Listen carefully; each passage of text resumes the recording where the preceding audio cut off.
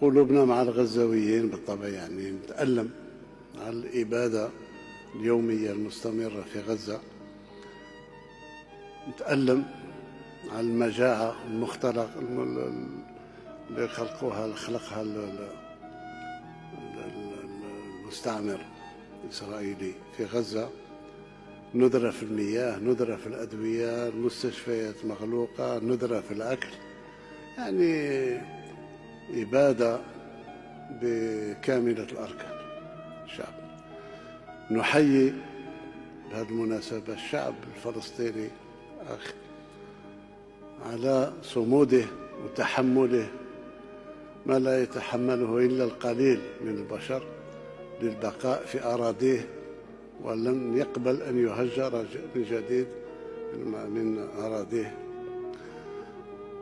إن شاء الله الفرج قريب.